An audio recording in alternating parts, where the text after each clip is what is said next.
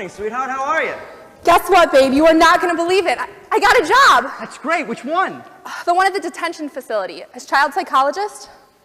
I'm just so excited. It's going to be perfect for... Oh, that one. Well, aren't you happy for me? Well, of course, but I mean, isn't that going to get in the way of everything else you got going on right now? I think it's just the normal 9 to 5 hours. Listen, my other line is ringing and I got to take this. I'll see you later on at mine for dinner. I love you, babe. Love you too. See you later.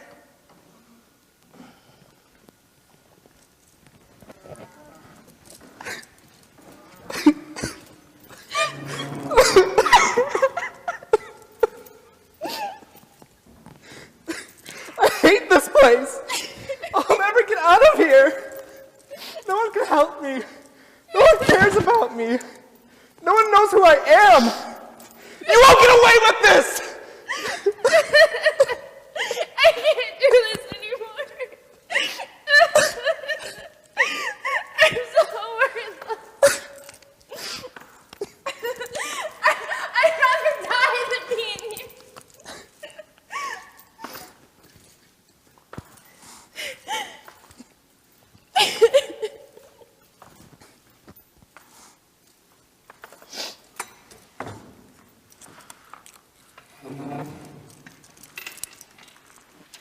Action. Courtroom. It's a cold, rainy day as the jury and all officials make their way into the crowded, hectic, and sterile courthouse. The jurors are all of nationalities and ages. As 4 prisoners who are dressed in orange jumpsuits and shackled are guided in by parole officers, they take their seats. In the rows behind them are their attorneys and family members. There is talking and murmuring in the courtroom. The chaos calms by the judge banging his gavel. The judge, one by one, reads the verdicts to each of the prisoners. The jury is without emotion. The drama in the courthouse is intense. The judge smashes his gavel repeatedly, and with no obedience, fights break out. As the 4 prisoners walk to their cells, the focus is on one of them who has a flashback of what her life has been like leading up to this day, as she was raised in the juvenile justice system and foster care. The scene of the inmate being beaten, crying, depressed, living in an unjust, institutionalized life. They go behind their cells. The gates slam closed and lock. At the sound of the slamming of the prison steel doors, we are left to wonder their fate. Act 1, Scene 2. Nina is driving to her first day of work, City Street. As Nina is leaving the coffee shop, she sees a text from her boyfriend, Sal. Knock 'em dead. Love you, baby. Another from her friend, Angelica. Good luck, sweetie. Call me when you can with an update, smiley face. Nina is driving through morning traffic to her first day of work, listening to loud club music. She is happy about her new job. Nina pulls her car into the parking lot of the County Juvenile Detention Center and parks it. She rummages through the car until she finds a cigarette pack with a solitary cigarette in it. She smokes it quickly as she is very nervous on her first day of work. As she blows the smoke out the window, the smoke rings wisp out of the window and the detention center dissolves to black and white.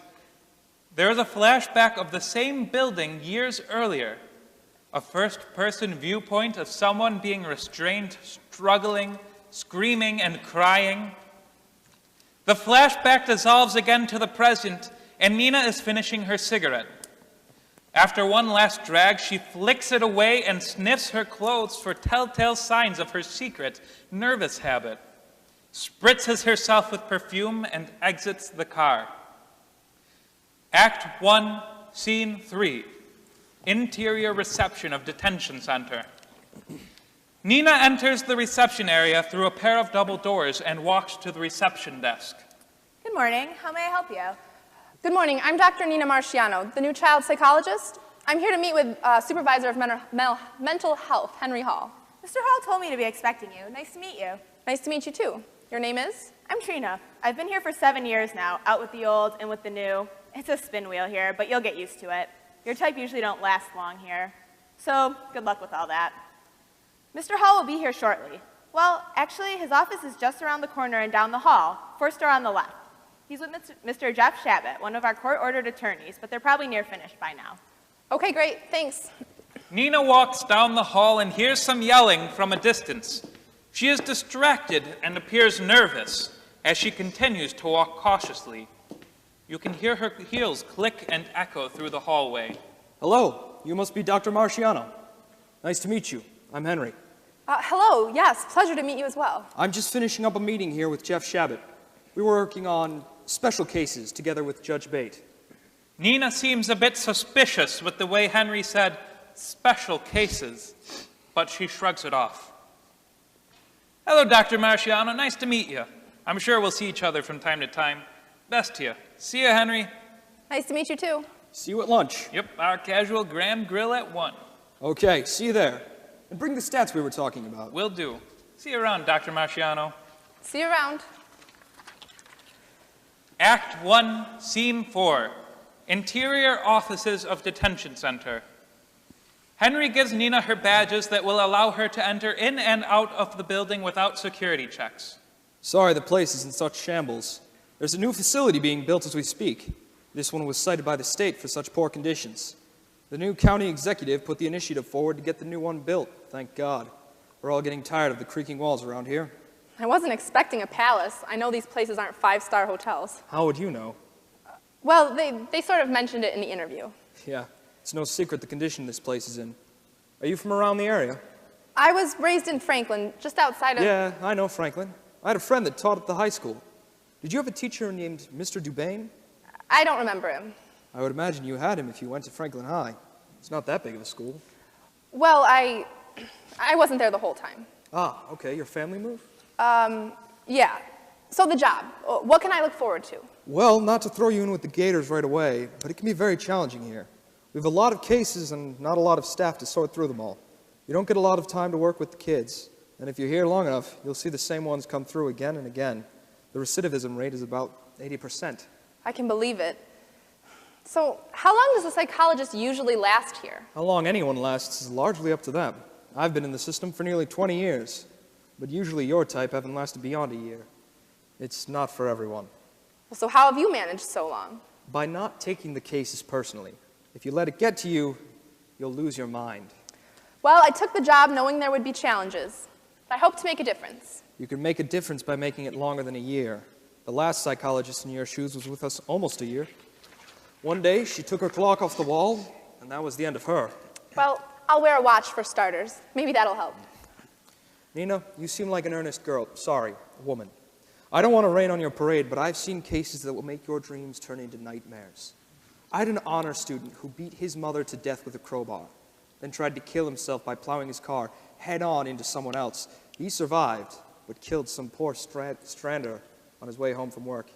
I've seen a kid try to hang himself in his cell the same night he told me he was okay with his foster parents sending him back to juvenile detention because he was incorrigible. Nobody saw that coming, unfortunately. I had a case where a 14-year-old sodomized a 6-year-old boy in the shower, holding a blade to his throat. We have a kid now who stabbed his neighbor with a screwdriver for $40. Want me to continue? Nina listens to his story, but remains, for the most part, poker-faced, except for an involuntary furrow across her brow. All of these kids need our help. Some are just punks who seem to be no good. Some are, through their own misfortune, the product of shady parents in their environment. There's no rhyme or reason. I feel bad for these kids, but even if you're mad at the world, it doesn't give you the right to break the law. I'm not trying to scare you. I just want you to be aware of the realities so that maybe you can work here for at least a few years and not have it mess with your head. So in other words, put up a wall to keep myself sane. Compartmentalize. Do your 8 and hit the gate. My 8? Your 8 hours. And then leave it here when you go home. Otherwise, you'll make your home life miserable. It sounds cynical, but just trust me on that. Henry cracks open a window, takes a cigarette out of his shirt pocket and lights it, exhaling the smoke out of the window. There's no smoking in the offices, so don't get caught. I only do it in here because I would end up running outside every hour. There's no time for that. Do you smoke? No. Good, it's a bad habit. I suppose there's a bit of irony in a mental health professional who needs to decompress with a nicotine addiction. But we're not here to analyze ourselves. Your office is across the hall. Why don't you set your stuff down and I'll show you around in just a few minutes. Okay, sounds good. Nina walks out of Henry's office and across the hall to her own. There is already a man sitting at her desk typing information into the computer. Nina stops in the doorway. Whoops, did I get the wrong office? No, if you're the new shrink, then this is your office. I'll be done soon. Yes, I'm Nina, the new child psychologist. Hey, Okay. I'm Kirk. I do the IT here. I need to make sure you have network access and you have new passwords. Kirk is intense in his work, all business. Nina watches him type and fills in the silence with a question. So has the system been hacked before? Interesting question for your first day, but no. The case concerns juveniles, so we're very protective of the data. And I don't want there to be a breach on my watch, so you get all new passwords. Nina sets down her belongings while Kirk finishes typing. Okay, you should be all set with your G drive. Now, what if I want to look up other information, to learn from past cases? Only higher-ups get access to that data, but honestly, nobody has a need to, aside from crunching statistics. You have too much on your plate to worry about what happened to some kid who got bounced out 5 years ago, or has been through here 100 times. Plus, the record's only computerized going back about 10 years anyway. Probably a good thing. Oh, sorry, nothing. So I can call you when I have a problem with my computer. If you need to, yeah, but preferably you figure it out by yourself. I got plenty to keep me busy all the time. Well, what if I bribe you with coffee? Okay, fine. Then maybe I can help you out. Henry pokes his head into the office. You ready? Yep. Thanks for your help, Kirk. Act 1, Scene 5. Interior corridors of detention center. Henry and Nina walk out into the main corridor. They are at one end of a long, whitewashed cinder block hall where Henry explains to Nina the wings of the building. Okay, so this is the green wing. Low-risk kids. Kids who get caught truant, some probation violations, behavior issues in the group homes or foster care homes, school issues, placed from schools, runaways, these types of offenses. They have activities like art classes, well, for now anyway, until the programs get cut. It's their best form of therapy, if you ask me. They also have religious services for those who wish to attend, and some outside programs come in and so on. It varies from time to time. They go to school every day in the classrooms down the hall. It's similar to a traditional classroom setting with all of the basic courses. The school system here is adequate, but due to so much social promotion in the schools, it's a challenge. But we do the best we can with testing. Most often, by the time they leave, they usually go back into a different school because they were suspended, or have to start all over again in a group home somewhere, or in another foster home or detention facility. For the ones that go back to their same school, it's difficult when they fall behind while detained. Some of these kids, quite honestly, don't even know what grade they're in, as sad as that sounds. I see. Sounds like a lot to manage. Act 1, Scene 6. Common room for residents. Henry and Nina walk into a large open room with tables and chairs. Some kids mill around the room while others play cards at a table. As Henry and Nina walk through the doorway, the door slams shut behind them, causing Nina to shudder. You okay? Oh, yeah, it just startled me.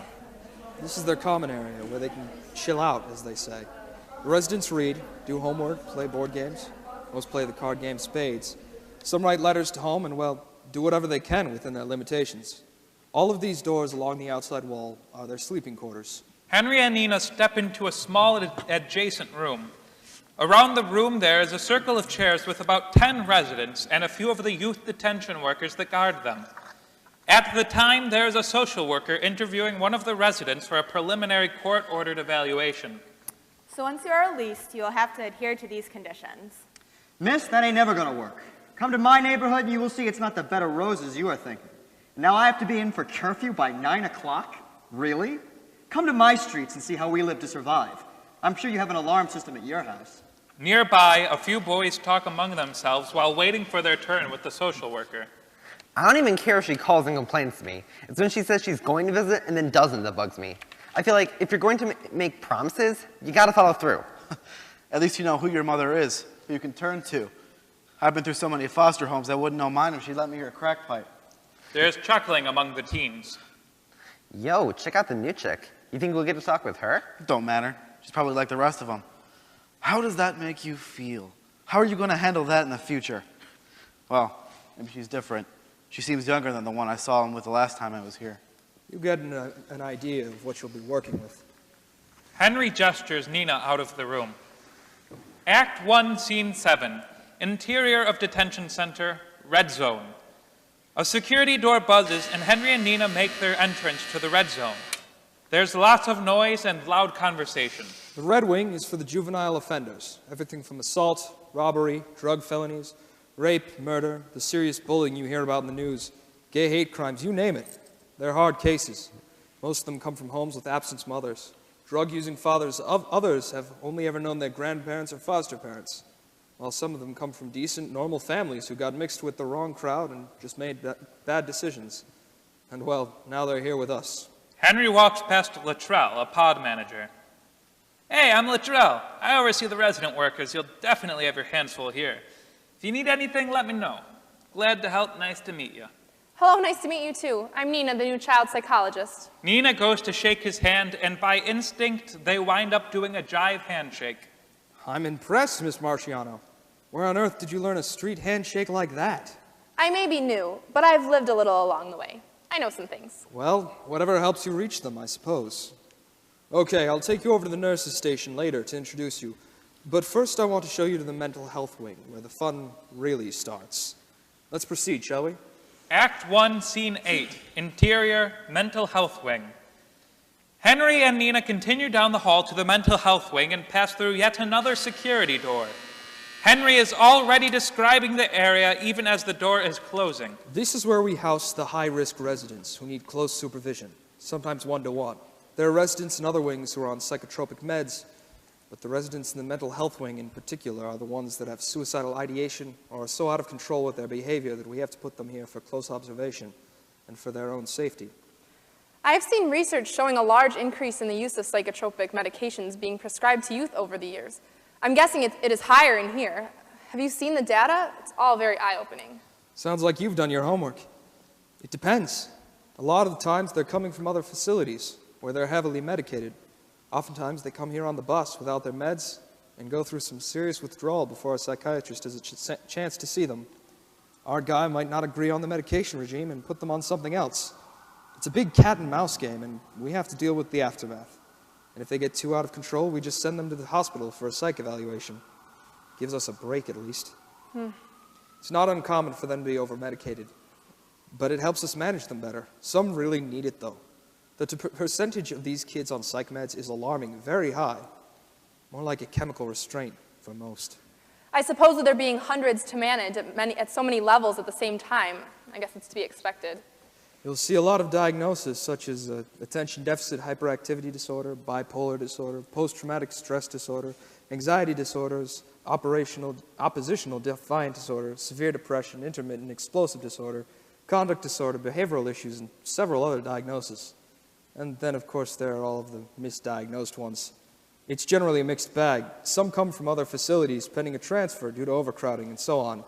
Some have been institutionalized for so many years, it's hard to pin down their actual diagnosis. The trauma alone from being institutionalized, just for starters, is enough to put them over the edge. And then there are the ones just trying to get some attention they can't find anywhere else. This is true. Henry nods toward a youth detention worker. Nina, I'd like you to meet... Nina appears lost in thought. Nina? Oh, sorry.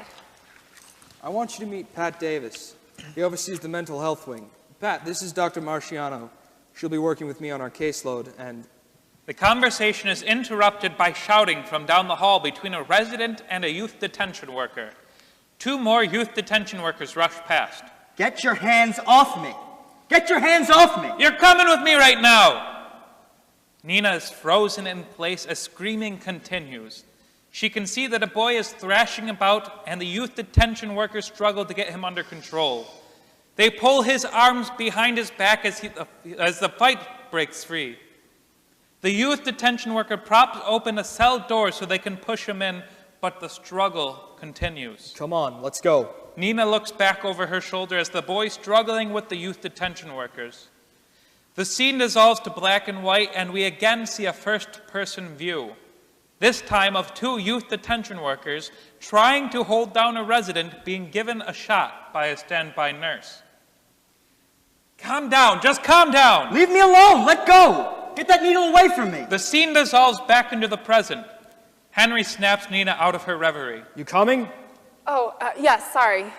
It's not always this bad. After time, it won't even faze you. Just another day in the life of. Ah, right. Well, let's go introduce you to the nursing staff, and maybe our social worker, Ariana, will be there. We have the nurses station and the social workers centralized with the contracted psychiatrists, all in the same area. Makes it easier for quick and critical communications. You'll see kids with diagnoses such as asthma, allergies, seizure disorders, panic disorders. So they're taking meds for these in addition to the meds for their mental health disorders. It can add up to a lot of pills a day. I'm sure the nurses keep very busy with the rounds. Henry introduces Dr. Marciano to Ariana quickly, who is with a client. Everyone is in full swing. As Nina and Henry depart, the security door slams shut behind them. Act 1, Scene 9. Interior of Sal's trendy apartment. Oh, there you are. How's my sexy psychologist? Hey, good. And how are you, handsome? I missed you all day. Me too. I didn't think you'd be so late. Nina is surprised by a set table with 2 glasses of red wine, lit candles, and all of the fixings for a romantic dinner. You know just how to put a smile on my face always. What would I do without you? Oh, baby, even got my favorite red wine. Thank you. The dinner smells so amazing. This is just what I needed.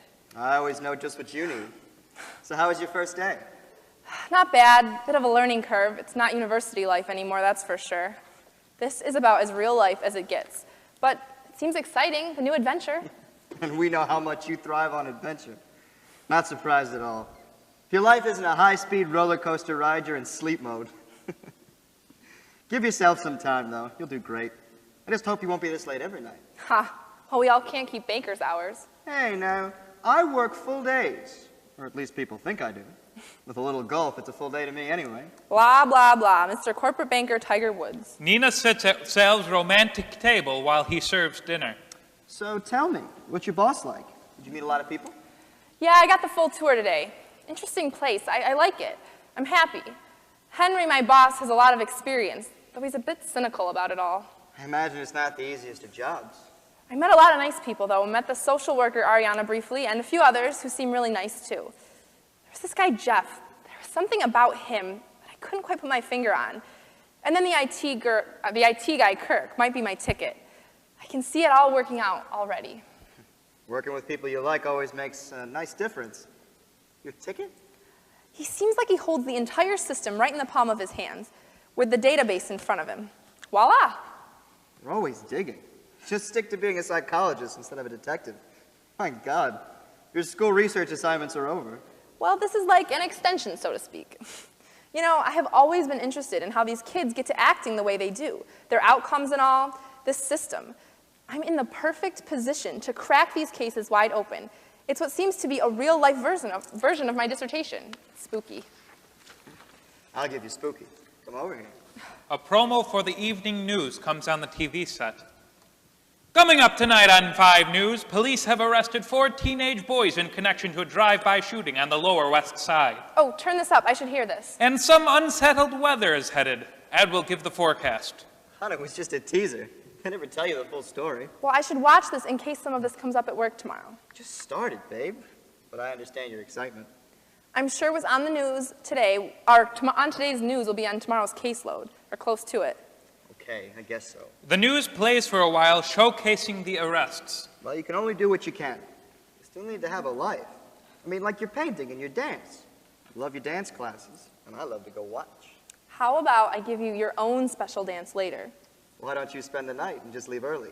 I wouldn't want to miss out on one of our steamy slumber parties. Sounds very nice, babe. Just let me watch the rest of this. I'll just be a few minutes. Light some candles and... You got it. He leaves the room with a smile, unbuttoning his shirt. Act 2, Scene 1, interior, hallway, meeting room. Before work, Nina stops in her favorite coffee shop reading the paper anticipating to read the news report she saw last night on TV. She arrives at work. Nina walks down a corridor and passes Kirk. He's carrying a computer monitor under his arm. Good morning, Kirk. Morning. Computer working okay? So far, so good. Great. One less headache. One less coffee I owe you. Well, have a good rest of the day. See you around. Gonna try. Later, Doc. Nina enters the meeting room with a resident that Henry previously assigned to her. A teenage boy sits with his arms folded. He looks disinterested and annoyed. You must be Josh? Hello, nice to meet you. I'm Dr. Marciano. Yeah, hi. Glad to meet you. We'll be going through All the question and answer stuff, I've been through it 100 times with 100 people like yourself. Okay, fine. We can do paperwork another time.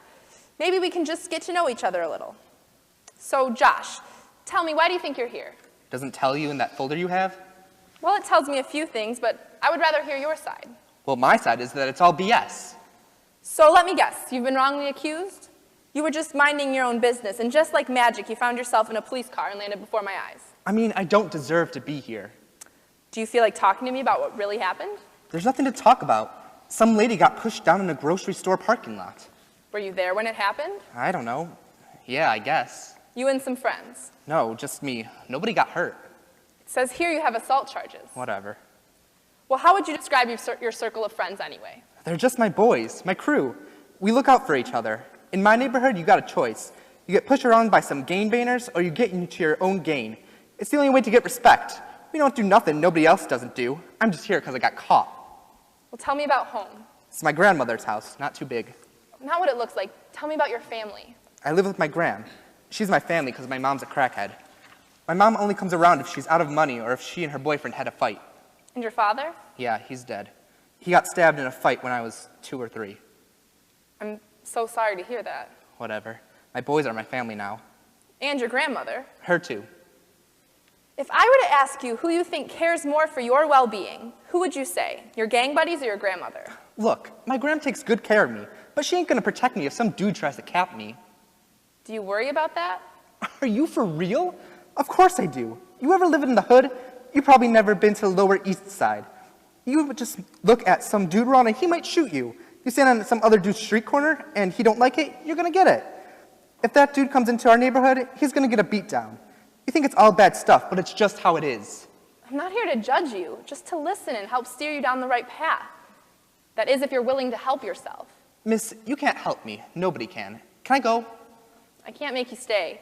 I'll put you on the roster again so we can complete your paperwork. Sure, whatever. It's all the same. You're all set then. Nice to meet you. Josh opens the door to leave just as Henry, standing outside the door, is about to knock. Sorry, I didn't realize you were with somebody. I was just leaving, sir.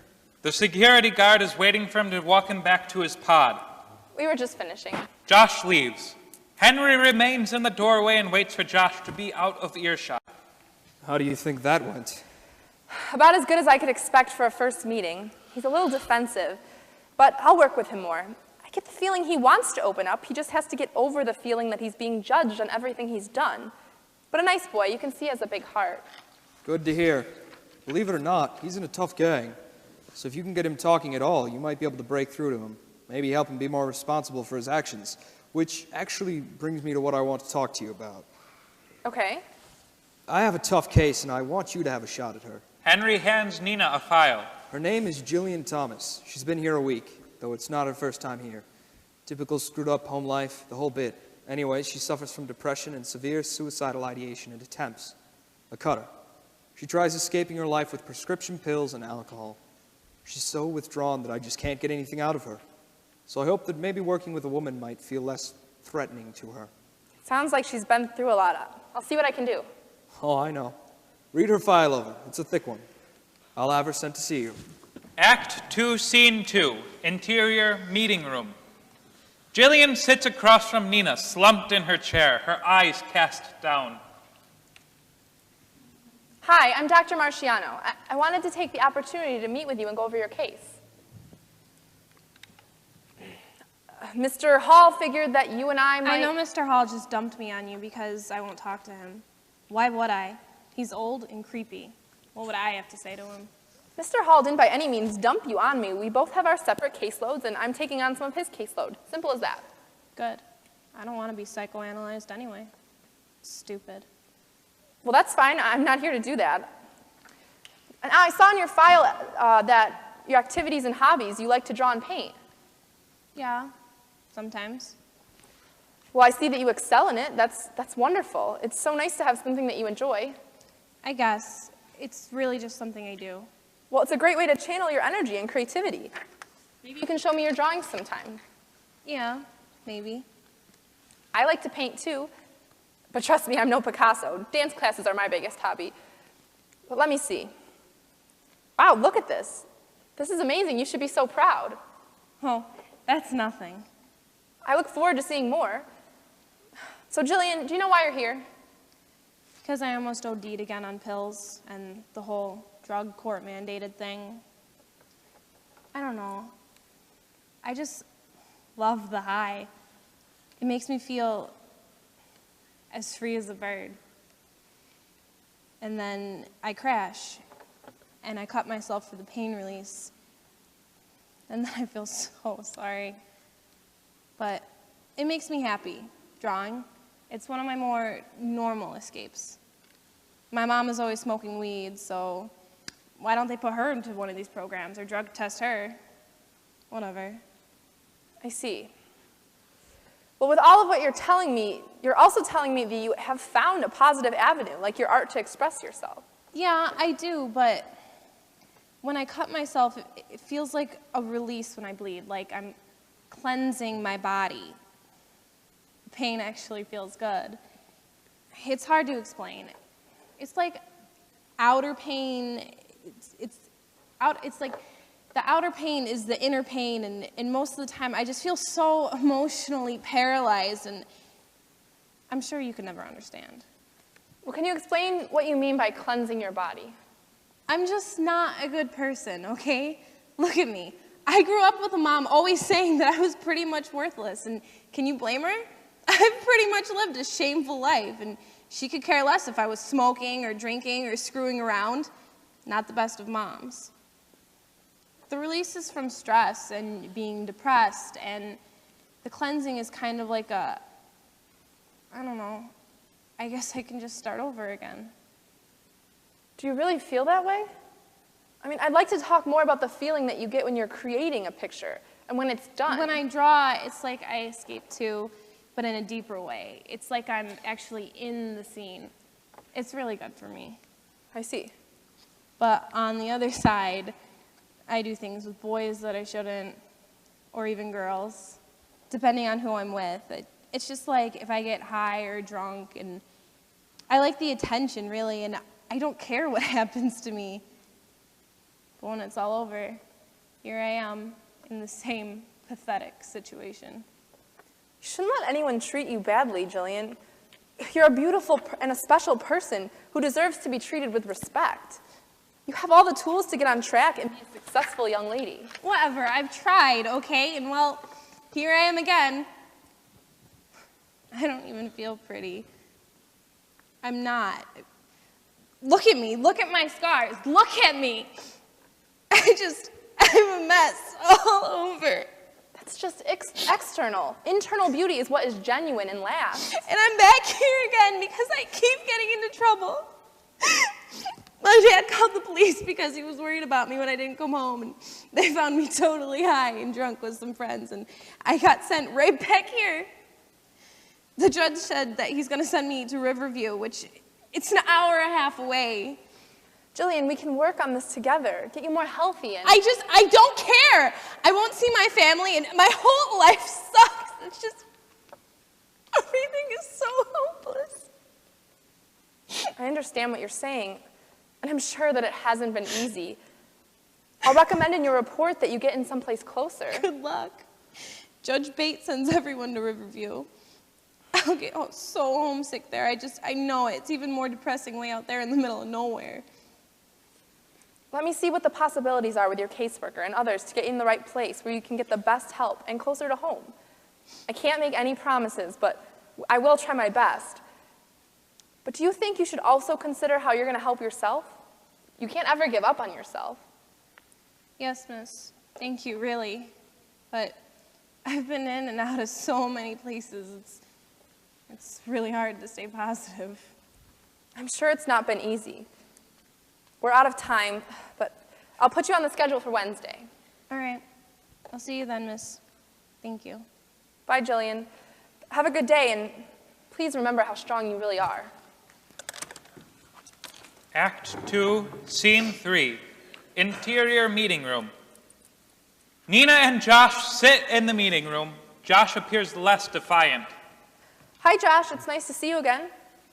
So let's see. What has been going on with you this past week? I see that you met with... So I was thinking that maybe you could help me. Sorry, miss. Can we get to the official stuff in a minute? Sure, let's hear it. I need to get back to my grandma. This place isn't doing me any good anyway. These kids here learn new tricks from each other and go back in the streets worse than they were when they got here. I'm trying to get better, not worse. Well, what do you think will change when you go home? I don't know. Maybe I could help my grandma more. How do you feel about what you did? About what? When you pushed the elderly woman down in the grocery store parking lot? Oh, miss, are we still talking about this? Look, if you are wanting to get a chance, or better yet, straighten yourself out, don't you think you should be truthful to your caseworker and to the judge about wanting to get real with your life, or do you want to permanently make this place your second home? It's up to you. Yeah, I suppose. I didn't mean to scare her. Just needed a few bucks for groceries for my gram. You're actually justifying this? Do you hear yourself? I can talk to your caseworker, and we can see what programs to get you into. But changing your life means changing your mind, the way you think. Do you agree or no? You don't understand. Those are my boys. They look out for me in ways my grandma can't, and those stupid programs don't help. Look how many times we have all been in and out of these places. They need to fix the parents first. You know, there are some of our worst examples. The parent accountability laws are a joke, too. See, I learn a lot in these courts and places. I listen to what's going on. It's not all the kids' faults. I know some other big words, too, but I forget them right now. I'm impressed. I will quiz you on the other big words next time. However, Josh, are you in danger? Before I got picked up for the burglary charge back when, some vice cops caught me with a big bag of weed.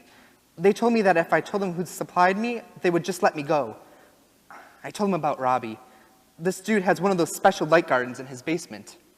Well, did they get him? Yeah, but you gotta worry about the word on the street. If people start saying things, something bad can happen to you. If I stick close to my boys, then I'm protected. Josh, I won't be able to help you if you're going to go back to what you were doing before. Old ways bring dark days. You'll end up right back in here, and we'll be having the same conversation all over again. I mean, I can do the best to help refer you to the best programs and all, but if you're not ready to help yourself, then there really isn't much to talk about, then is there? So maybe what we need to do is talk more about your new big word, accountability. I didn't do anything really bad. I'm just a dude who got caught. I didn't ask for a crackhead mother, stabbed to death father, and all this stuff in my life. Do you think I like to be in this stupid jumpsuit and shackled in and out of court? These slippers and socks? I can't take this life anymore. Some of the dudes in here are really bad, but most of us are okay kids. Really, miss, I'm telling you the truth. Josh, here. It's like everybody in this world's getting theirs, but they don't want me to have mine. Josh, calm down. You're not gonna help me, are you? I can help you when you're ready to help yourself. I'm out of here. Josh leaves the room visibly upset. Nina gets up to head back to her office when she runs into the Commissioner of Mental Health, Anthony Williams, in the hallway. Act 2, Scene 4, Interior Hallway. Well, hello, Dr. Marciano. Glad I ran into you. I had a meeting with Henry, but I figured I would also check up on you and see how you're doing. He says he's given you some tough cases and that you're doing well. Nice to see you, too. Please, Nina is fine. I really like it here, and will do my best with each resident assigned to me. Henry told me about the 80% recidivism rate. Tell me about it. It's the unfortunate reality of the business around here. But if the beds aren't filled, we don't get paid. However, I am open to suggestions from you since you're right on the front line with these kids. Understood. Speaking of which, I have a meeting with the Commissioner of Probation and the Deputy Commissioner of Detention. We'll be discussing strategic planning and moving forward and what programs we can implement to break the cycle with some of these kids. In all my years here, it seems like the Da Vinci Code, but we keep trying. Since you're in the trenches, I would appreciate it if you could join us so we can have your input. Sure, that sounds great. I should probably run this by Mr. Hall first, right? Well, you can mention it to him, but he shouldn't have a problem with it. Anyway, I am his boss, and I want you there, so that should be good enough, I would imagine. Okay, I'll let him know. Well, just that the caseload... Oh, no, I understand. But you will eventually have to balance, otherwise we'll be putting you on those psychotropic, whatever they are, medications. Nina shudders at the suggestion and looks clearly uncomfortable. They stop at Nina's door. I'm kidding. Look, I have to run, but I'll email you an agenda for the meeting, and maybe you can show up with some preliminary recommendations based on what you've researched and seen so far. Will do. I look forward to it. Thanks again. She says with excitement, this is her area of expertise and her time to prove she is serious. Okay then, I'll look forward to seeing you at the meeting then. Have a good day now. Nina steps into her office, sets down her files, and takes a seat at her desk. Henry appears in the doorway. So, what was that all about? Oh, the commissioner? Yeah, what meeting was he talking about? Oh, just a meeting he's having with the commissioners of probation and the deputy commissioner of detention about strategic planning. And you asked to go. No, actually, he invited me. I mean, is it a problem? If so, I can just... No, it's fine. Just do me a favor and check with me before accepting any additional work. We've got enough to do here without you getting dragged into the bureaucracy downtown. Okay, I'm really sorry, but he told me that he was your boss and you wouldn't mind the assignments given to me from him. I mean, we're all on the same team, aren't we? Yes, we are, Nina. Nina catches her breath after the unexpected friction. She picks up her phone to dial Sal. Hi, handsome. How's your day? Hey, sweetie. All good in the world of banking. I'm glad you called. I'm running a bit late from work, and I thought we might push the dinner reservation to 7:30. That's the reason I called, too, but I'm going to be later than that. I have some stuff to prepare for a big meeting, and I don't think I can make dinner at all. Nina, babe, why do you do this? Ever since you started this job, it's been... Listen, I'm sorry. My God, did everyone drive to work on a broomstick today, or what? Yeah, no problem. I just thought, it would be nice to get together and go out. We will, I promise. I miss you, too. It's just that right now... I know. You don't have to say. Hey, my other line is ringing, so I gotta take this. Okay, I'll talk to you later. I miss you, babe. You too. Act 2, Scene 5, phone room. Josh is escorted into a small room by a guard. The room has a table and a phone. The guards stand outside. 3 other teens sit in chairs in the hallway, awaiting their turn to use the phone. Okay, Josh, don't be too long. Other kids want to call home, too. Hello? Graham, it's me. Hello, dear. How are you getting along? Are you being treated okay? It's okay. I'm dying to get out of here, though. Let's not forget how you got in there again. I don't like being alone in this house, and I miss you. I'm so sorry, Graham. I feel like I'm losing you, and I already lost your mother to those darn drugs. Graham, you know I don't use. I don't know anything, Josh. All I know is that you are out late and you hang with those boys who are trouble. And Mrs. Lane, that poor soul. They're my protection, Graham. That's the way it is in the neighborhood. Then don't be a part of them anymore. And don't use that excuse. I raised you better than that. Do you know I ran into Mrs. Lane at the grocery store, and I was so embarrassed. I told her how sorry I was for what you did. I'm really sorry. I am. I can't keep coming in and out of here. It makes me so sad. Are you? Because that could have been me. How would that make you feel? I don't have anybody. I can't lose you. You're all I've got. I will make it up to you somehow. You can make it up to me by making me proud, by working, by helping me out. And those boys. Yeah, I know, Graham. Think about it. Think long and hard about it. You'll have a happier life by counting your blessings and earning your own than by taking things from other people. You are such a good boy, but right now, only I see that. Yeah. Josh, you have to wrap it up, man. People are waiting for the phone. Move it, let's go. Graham, I gotta get going. I hope to see you soon, okay? Okay, I love you, dear. I love you too, Graham. Miss you. Act 2, Scene 6, Josh's Epiphany, interior hallway. Josh approaches Nina in the hallway on his way back from class. He appears somber. Miss, can I see you? Sure, Josh. What's up? I talked to my Graham yesterday on the phone. She really needs me home. Okay, so what will be different this time? What changes do you think you're capable of? My Graham hasn't got anybody else, and I really want to be there for her. Plus, the food here sucks. But seriously, you said I had to help myself, and I'm really ready. Honestly, miss. So what is your solution? It has to come from your heart. Whenever you think beyond your own needs, you are showing maturity. So tell me, what have you been thinking that has changed? Well, I feel bad about my grandma's being all embarrassed for something I did. Plus, if some dude stole from my grandma, I would have been super mad, too. Your grandma's pretty special to you, isn't she? Yeah, the world. She loves me more than anyone. I don't want her to be ashamed of me and alone in that house. So what do you think you should do to make things better? I told her I'm sorry, but maybe I should tell Miss Lane too? Like, maybe write her a letter, say I'm sorry? You could do that. I bet she would really appreciate that.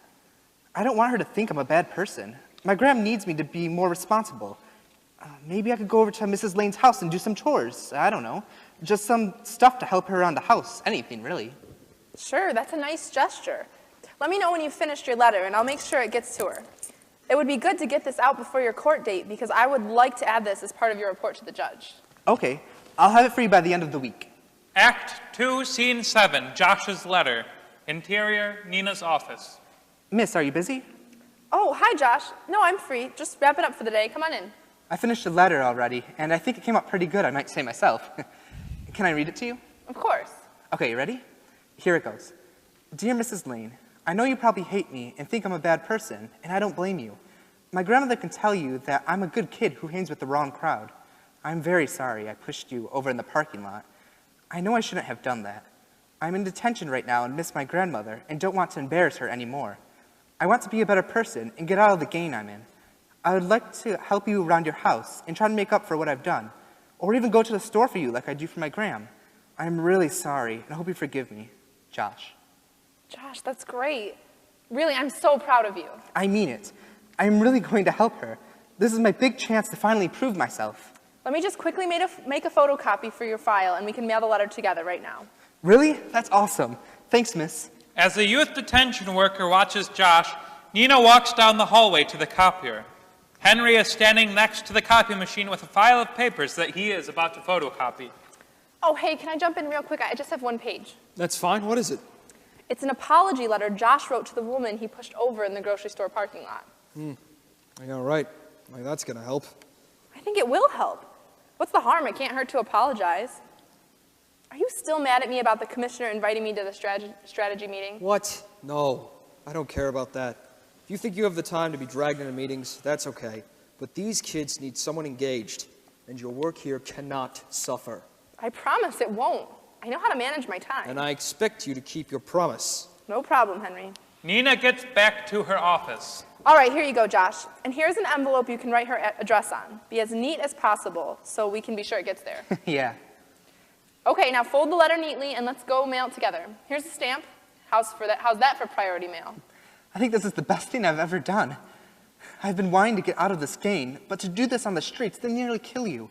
They think you betray them. It's not easy.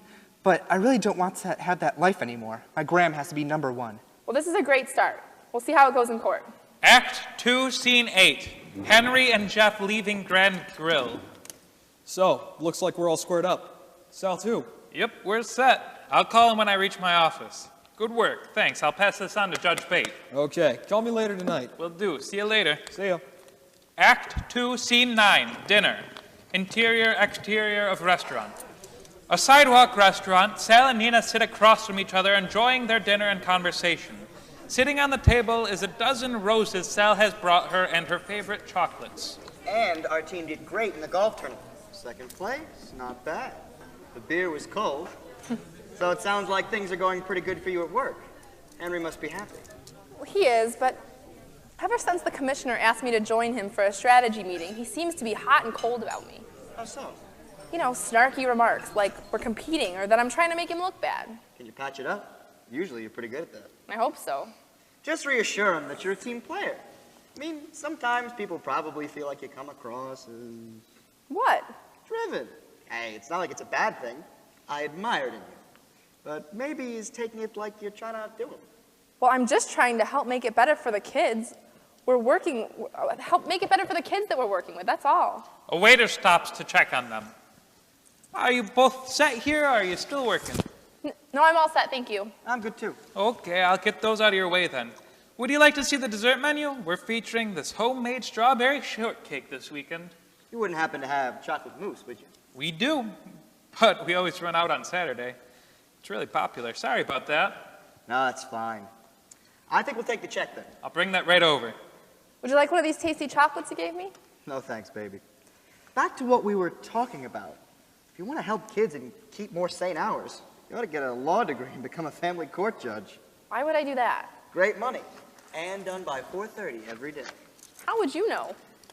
Just between me and you, because Judge Bate banks with us. I'm handling his mortgage application for a house him and his wife are building in the Meadow development.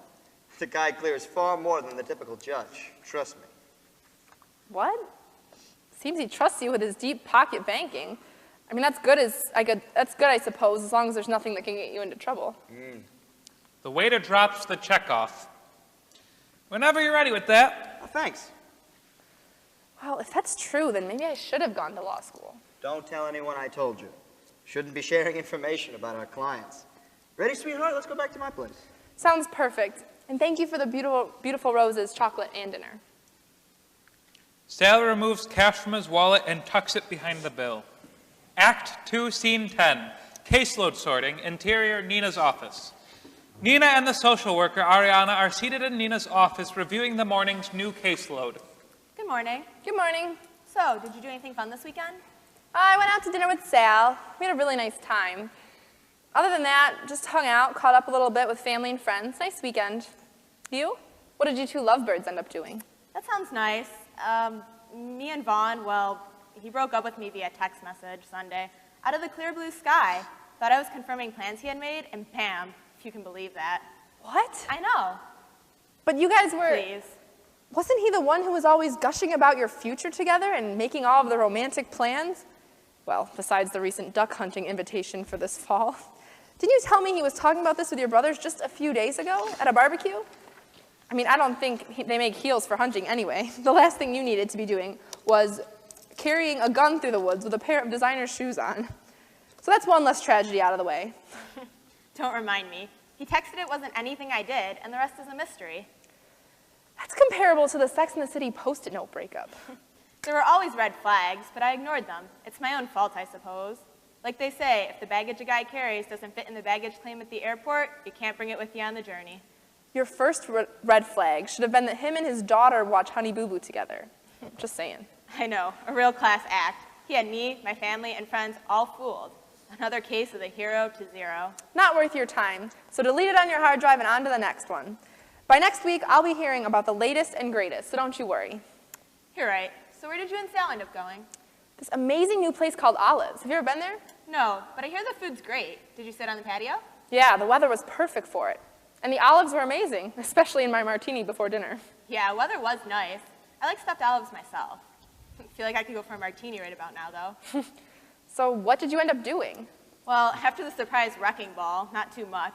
Mostly stayed home, low-key for once. Ran a few errands, some cleaning, laundry, groceries, got some takeout, and rented a few movies. That's about it. Pulled out the handy Rolodex of back burners. That's good that you relaxed a bit. Wash them out of your hair. Listen, better a breakup than a divorce.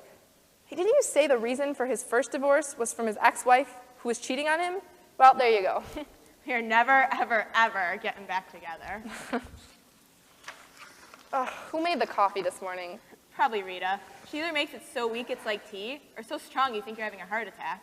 Guess I'm on the heart attack track this morning. Cheers. So, what have you got? Well, we've got a heavy caseload today. 14 new residents in from last night. 6 of them are repeats. Here are their charts. Dr. Clark can see the ones who need med evaluations. I'll just run through them quick so we can get going. Okay, sounds good. So we have Ramon, weapons charge on the east side in a drive-by shooting. Transferred from a state facility because of overcrowding, so he won't be here long. He needs a medication evaluation for asthma and depression. Okay. Julie, AWOL from the last group home and has been on the run for about a week. She will be going to the hospital today for blood work from being on lithium. Brittany, a probation violation for missing drug court and testing positive. Terrence, truancy. Kyle, burglary. Wasn't Kyle in last time for assault? Yes, he's a senior, and the last time he was in for protecting his freshman friend who was getting bullied. Guess he's back for round 2. Oh, and there is this 10-year-old Kevin. He's in for assault. He fought back with his mother and boyfriend who were allegedly beating him, and he has the assault charges. Go figure. He had bruises all over him, according to Nurse Martha. Child Protective Services is involved already. It's an ugly custody battle with the father. You can have him. I'm sure he'll graduate to the adult system. If you look at his family history, seems they have reunions there. Every time I leave this place, I count my blessings. Simone, her father's a gang member and her brothers are both in detention. She's here for probation violation and fighting at school. Ashley is in for assaulting someone at her foster home when they caught her sneaking a boy and alcohol. Jason, who was on the run from Valley View Group Home. Robert, in for truancy. Lamar, in for weapons. Jesse, here for AWOL from a group home. And Edward, here for assault, fighting in school. Well, sounds like we have our hands full anyway. Child security. It's what we call the golden handcuffs. I can see that more and more. Did you see the news last night? There has to be a better way of addressing these issues and what seems like just recycling these kids. I just don't get it. How can it be such a global epidemic for so many years? The system seems like it's a for-profit money-making machine, set up to make it so they nearly have to come back like a trap and keep the revenues rolling. But with so much of the funding being cut, how do we ever keep these kids and their families safe? Oh, I know. I've seen the stats in other countries, but the good old USA has the highest in the world. Makes us proud. Quite embarrassing, actually. We as a country can only tread in quicksand for so long. But as they say, keep building them and they will come. I mean, if you look at Germany and Italy, for example, they look more into prevention as opposed to incarceration with notions of zero tolerance. Just seems so out of control here in the States. Why are we the highest? What are we doing wrong that so many other countries are doing better than us? Or maybe the profits are so high, there's no going back. Who knows? You ever know anyone personally who's been through the system? I like how we get on these rants. It keeps me current. Seems everyone feels the same way no matter who you talk to. This system affects everyone in some way or another with schools, taxes, and all. At least there are celebrities speaking out on certain topics, which is great. And I think Lady Gaga's Born This Way Foundation is a good start with bullying. And then you see Madonna and Oprah talking about it. Maybe there's hope for people with visibility to help raise the level of awareness. Even Mike Tyson speaks to youth about their troubled paths, bullying, and so on. It leads to so many other problems. But no, I don't know anyone in the system personally. Well, in school, yeah, there was a girl I knew who got sent away for a while. I saw in E! True Hollywood Stories, a show with the celebrities that were bullied, even Bill Clinton. Him and Hillary have been very vocal about initiatives in the juvenile justice system. If we only had the $1 million answer. But for now, let's start our day and hopefully one by one at least, try to make a difference in our own little way. That's how I look at it and stay as positive as I can. All we can do is give it our best. Back to the girl. What for? Oh, I don't remember anymore. I'm sure she turned out okay. Haven't heard any news otherwise. No news is good news, I guess. Okay, well, I'm going to get to my first appointment. Who with? A follow-up with Jillian Thomas. I remember her. Good luck. Yeah, we'll see how it goes. I'm sure she'll like you. Thanks. There's something in her that I empathize with. Well, let's hope so. She needs all the help she can get. Hey, let me ask you something. Have you ever heard of Riverview? I know the place. They built it a couple of years ago and keep expanding it. A perfect example of what we were just talking about. It's far, but seems to be popular for placement. Jillian has been to a similar place, but will probably wind up there after her court date. But why not send her to one of the closer facilities? She probably will go before Judge Bate. I'm not sure. He sends tons of kids there. Okay, well, off to a busy day. See you later. Have a good one. You too. Later. Act 2, Scene 11. Jillian's follow-up, interior meeting room. Nina enters a meeting room where Jillian is taking artwork out of a folder of drawings and arranging it around the table. Good morning, Jillian. I see you brought me some drawings to look at. Yeah, well, I'd rather show you stuff than talk about it. Sure, that's okay. This was for a project at school. I like to draw bare trees in the winter. It seems like the time of the year when most everything's quiet and everything seems like it's dead, but inside it's still trying to survive. I don't know. I like something that looks dead, but it's still alive. I see. Maybe if I didn't feel so dead inside, all my drawings wouldn't be associated with death. What do you mean by that? I don't know what my life is worth anymore. My self-esteem is in the sewer because of my mom, and I don't tell anyone. That's why I act the way I do. Well, maybe someday your life will be worthwhile. What are you talking about? Oh, no, I didn't mean it that way. What I meant was... You meant that I'm a loser. Gosh, I am so stupid. I knew you didn't care about me. Nobody does. Jillian throws her file at Nina and runs out of the meeting, crying hysterically. Security takes her back to the secure room. Jillian, come back here. I didn't mean it that way. I understand. Nina sits back in her seat and realizes she put Jillian into a frenzy. She tries to call Sal and no answer. Nina then goes into the ladies' room and puffs heavy on a cigarette out the window. Act 3, Scene 1, Josh's release. Interior courtroom. The courtroom. Judge Connor is presiding. Mrs. Lane and Josh's grandmother are in the hallway. Nina sits near Josh. Mr. Rodriguez, I have been a juvenile court judge a long time, and I see a lot of cases. Many youth have come before me promising to amend their ways, only to commit crimes upon their release. And this isn't your first time at the rodeo, young man. Why should I take your word that you intend to change your ways? Honestly, Judge, I don't know what to tell you. Just that I have been talking to Miss Nina here and talking to my grandmother on the phone and stuff. I just realized I went too far this time. My grandmother told me she would be ashamed of me, and it really hit me hard. You know what I'm saying, sir? I started thinking about how Mrs. Lane and my grandmother are both old and need me more than anything. I admit I wasn't ready to change before, but this time, finally I admit to myself I'm ready. My grandma asked me how I would feel if someone pushed her down, and I had never thought about it that way. So how do you feel about what you did? I know it was wrong, and it doesn't matter. I have to make better decisions for myself. I'm glad to hear that. I still have, however, some very strong reservations about releasing you. But seeing as your neighbor, Mrs. Lane, has strongly advocated for you, I will allow your conditional release. This comes with a condition, and it is a very strong one. If you fail in your commitment to follow a law-abiding life from this point forward, the consequences will be severe. Is that clear? Yes, Judge. Your Honor. Very clear. If I'm not committed, then it's like I don't love my grandmother. I understand. Then your release is so ordered. Thank you for doing this. I really mean it. I didn't do anything. It was your choice to get serious. And I'm sure your sincerity in that letter to Mrs. Lane made a difference. Just being yourself is the best way to be. I know. I just don't want anyone to think I'm soft. It's not cool. So what now? Well, you'll have to go back to the detention center to pack up your belongings. For the last time, right? Good luck, kiddo. And if this is the last time I see you, then here is my advice to you. Keep your chin up. Always be yourself, and even on your weakest days, be strong for those who love you. For the last time. I'm never coming back here again. I have more important things to do. Josh's grandmother approaches. You must be Dr. Marciano. I'm so happy to meet you. I've heard a lot about you, ma'am. Pleasure to meet you as well. I've heard so many nice things about you. Josh is a good boy, and I think he finally has the right mindset. Josh helped himself in many ways. I just helped guide him along. The social workers will be in touch for the programs he will have as a follow-up. Well, thank you. I have to go see the judge, so I will excuse myself. Josh will be going back to the facility in the van, and you can meet him there. That will be just fine. Thank you, and God bless you. Enjoy having your grandson home. Oh, don't you worry. I'm making him his favorite dinner tonight that we will have together to celebrate his turnaround. I'm so proud of him. Act 3, Scene 2, interior of Judge Connor's office. Nina departs and heads for Judge Connor's chamber. She pauses at the door and exhales, then knocks softly. Did I hear a knock? Nina opens the door halfway. May I speak with you, Judge? Why, certainly. Come in and have a seat. What's on your mind? I won't keep you long. I wanted to thank you for giving Josh another chance. Well, it better be his last. There's nothing worse than giving someone another chance and being proven wrong. Agreed. Was that it? No, there's something else.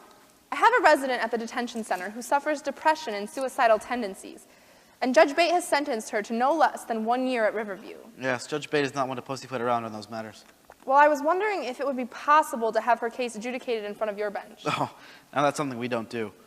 Call it professional courtesy, but it would be considered meddlesome to insert myself in a matter that he has decided on. He's already made the decision, correct? Yes, but Riverview is 90 minutes from here, which means that she'll seldom see her family during her time there. I'd simply like him to consider another facility, closer to her family for support, but from what I heard, he sends almost all of his cases to Riverview. Would you like a drink? Judge Connor opens a cupboard on the hutch section of his large desk to retrieve a glass and a bottle of brandy. He pours himself half a glass. No, thank you. I hope you don't mind if I pour myself one. Sure, go ahead. I like a brandy around 5 o'clock anyway, as long as court doesn't run late. The judge takes a sip and savors it, while appearing thoughtful. Dr. Marciano. Please, Nina is fine. Fair enough. Nina, there are experiences in your professional life that shape who you become. Would you agree with that statement? Yes? It happens to me, and if it hasn't happened to you, it will. Judge Bate was once the kind of judge more likely to give someone a second chance, and it came back to haunt him. But that's a risk we all take, isn't it? I can understand that, though. As judges, we play a very careful balancing act. We have to weigh the rights of the convicted with the safety of the public at large. With juvenile justice, we want to make sure we don't facilitate further wrong by letting them off easy. But this girl isn't a danger to anyone but herself, and I would just like to get her to a place close to home that can give her the treatment she needs. And she's not a flight risk, not the conduct disorder type. She doesn't need a place like Riverview. She could go to Sunrise House, for instance, where she could get additional support mechanisms and get properly linked to the services she needs. Judge Connor lets out a sigh and tops off his glass. He pauses to consider how to proceed. There may be other reasons. Oh, but it would be merely speculation to guess what motivates another judge. What do you mean? All of the treatment centers and detention facilities lobby the county for business. Nothing wrong with that. Each of them has a specialty and a population that they serve well. Okay. Riverview can be very insistent on how they request presidents. I still don't understand what this has to do with... Are you saying that somebody might be greasing the wheels in order to get more residents? That Judge Bate could be... I would never impugn the reputation of a colleague. I'll only relate something that I've never shared with anyone other than my wife. The judge takes another long sip of his drink as he again ponders what next to say. When Riverview first opened a few years ago, they were anxious to fill the beds quickly. It's a big place to operate, so the quicker they can get to full capacity, the easier it is to have the revenue. Get it? The Riverview commissioner hinted very strongly to me that they could make it worth my while to send as many juveniles to them as possible. This is just the tip of the iceberg. Don't get me wrong, but come on, the system isn't too far away from money laundering of tax dollars as it is. It's great from a business perspective, though. Why do you think we jam-pack these facilities? It's all cyclical. But anyway. I believe it. My research has shown similar statistics. But do you mean like a bribe or kickbacks? Did you report it? It was never offered as such. Nobody would walk up to a sitting judge and say, hey, guess what I have in this envelope? A bribe. It was just a carefully worded offer of, it sure seems like a hardworking judge like you should be compensated better for all your hard work. So you think Judge Bates might have gotten the same offer? I have no idea. And I wouldn't risk damaging the reputation of a respected colleague without something more than a vague sense. I'm sure he's not in on this on his own, though. Trust me, this is not a one-man show. Well, what would it take to find out? You could talk to Robin Asher over at the DA's office. Nina is dumbfounded by all the revelations. Nina, I have to caution you that if you go down this road, you would have to be absolutely sure of yourself and your findings. Not only do you run the risk of irreparably harming the reputation of a respected judge, you could destroy any chance you have for a career as a psychologist in this area. Do you want to take that risk? Only if I think I'm right. It is worth it to me. Or the one career hangs in the balance. And all of the kids being detained unnecessarily. I'm on it. The judge takes another sip from his glass and sets his spectacles on the desk. I wish I had done something concrete when this happened. But I knew the commissioner hadn't blatantly incriminated himself.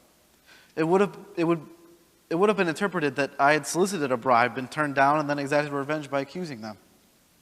Well, I guess there are things we'd all like to change about our lives once we've had a chance to reflect. I'll drink to that. Okay, well, thank you for the heads up. I'm sure we'll be seeing each other again soon. Nina exits. Act 3, Scene 3, IT room. Nina knocks into the IT server room where Kirk is performing a backup of data. Hey, good morning. What brings you to my chambers? Kirk, I have a question for you. Must be something you want bad. Sort of. Is there any possible way you could get me all the cases from the past 5 or more years, whatever you have, and download it onto my flash drive? What? No way. They're not your cases, and I get fired in a second. I knew it would not be long before you became one of those crazy off-the-wall psychologists. But I work in the system. It makes perfect sense. Why would that be wrong? Because the cases predate your employment here. They're cases you had nothing to do with, and they involve juveniles, which means confidential unless you have a reason. What is this obsession with old files? There is something wrong with the way we handle these cases. There's no consistency.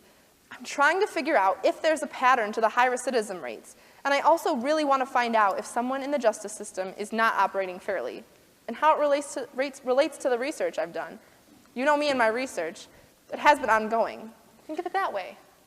Look, I'd like to help you, but there's a reason why I'm an IT guy. I don't like to get caught up in people's drama. The only drama I get in here is if a server stops talking to me. So many lives will be affected, and I have a hunch that I might be able to do something about it. And it's not just from my current suspicions, but it's generally in the system. If you can get the approval from Henry, I'll copy as much stuff as you want. From Henry? Oh, forget it. No, he's already got it out for me over something I did. He would probably fire me if he knew I was even asking you. So what if your hunches were right? Everyone would out you, and then you'd be fired anyway. At that point, I wouldn't care. I wish I could help you, sorry. Okay, well, don't mention I brought this up. It stays within these non-drama 4 walls. Thanks. Nina departs for her own office. Act 3, Scene 4. Interior of Nina's office, Henry's office. Nina walks into her office and sets her briefcase down. Could I see you in my office? Sure, I'm just finishing up with these. That wasn't a request. Now. Henry heads back into his office. Nina gets up and follows. Henry seats himself at his desk and holds up a report. What is this? It's a fact-finding report I wrote to the commissioner on how we could better identify and classify these youths so they don't keep getting recycled through the system. And why didn't you run this by me before sending it to him? What's with you, Henry? Because you didn't seem interested. I figured I would share it with you if you liked and approved of the recommendations. Why am I always the red zone of your target? The current system lacks standardized reporting and tracking of residents. Are you kidding me? We're up to our asses in paperwork and programs and initiatives as it is, and saying that makes it sound like I'm incompetent in the way I run things. Well, that wasn't my intention at all. Well, I don't know what you're trying to pull here. I'm not trying to pull anything. This would help us do a better job in trying to help discover the reasons behind why, as you told me before, the recidivism rate is at 80%, an all-time high, among many other issues this system has. I have a resident who is going to be sent an hour and a half away from her family for no good reason other than the judge keeps sending every new case there.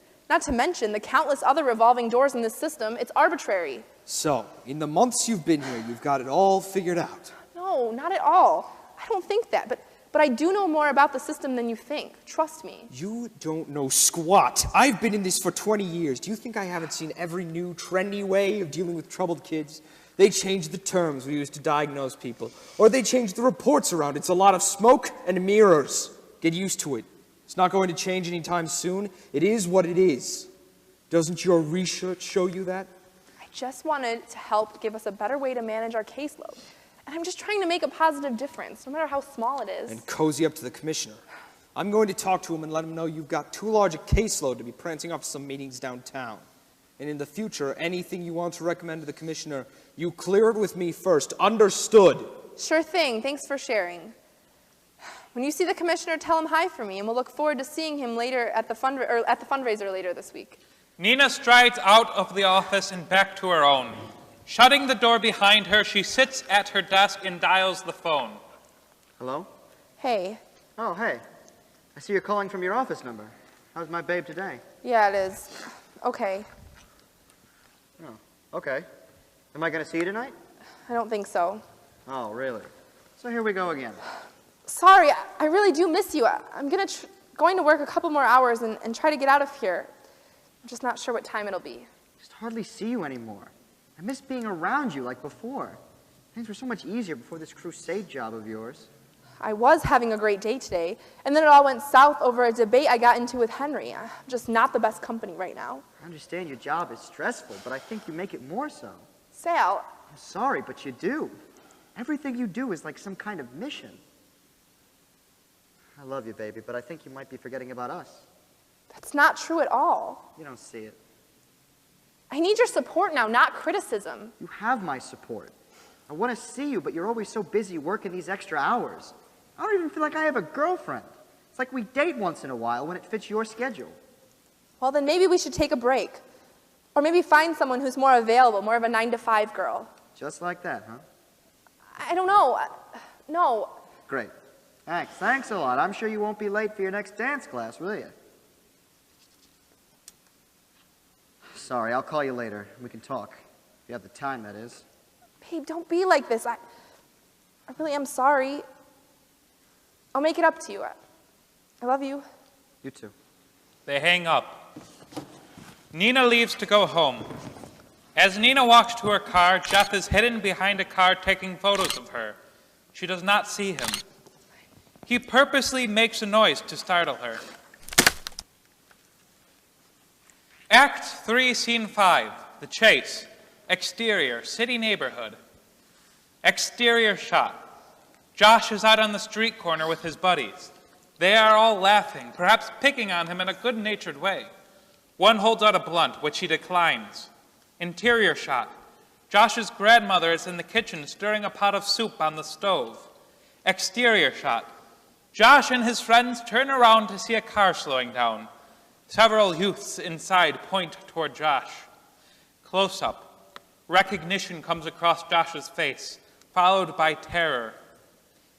Josh makes a run for it while his friends scatter as well. Interior shot. Josh's grandmother looks at the clock, which shows 5:15. Dinner is nearly ready. Exterior shot. Two youths exit the vehicle in pursuit of Josh, while the other reverses the car down the street. Josh runs through a yard and hops a fence. The youths in pursuit trail behind, remove guns from their pockets. Josh leaps to his grandmother's porch in a terrorized panic, puffing out of breath as he puts his key in the door. Interior shot. Josh's grandmother hears the sound of the key in the lock and smiles. Her smile is wiped away by the sound of multiple gunshots from outside. Exterior shot. Josh slides down the front door. He's covered in blood. His keys remain dangling from the lock. He is dead. Interior shot. Josh's grandmother screaming at the top of her lungs, "Not my baby, not my baby!" Exterior shot. Police tape cordons off the yard. Neighbors and friends console Josh's grandmother. Interior shot. Nina receiving a telephone call. Her face changes as she hears the news. She hangs up the phone and rushes out the door. Exterior shot. Josh's neighbors being interviewed by police. They are shrugging their shoulders as if to say they don't know who is responsible. Nina is standing at the edge of the police tape with an officer patiently gesturing to stay behind the line. Act 3, Scene 6, Painting. Interior, Nina's apartment. Nina arrives home looking shell-shocked. The clock on the wall says 9:15 p.m. She sets her keys and purse down. She is surprised by a knock on the door. It's Jeff. "You remember me, I remember you. There's a whole lot of people talking about you." He offers her a puff of his cigarette. "Not your brand?" She turns her head. "You better stop while you're ahead or there'll be some serious consequences, Nina." Nina is silent. She slams the door shut.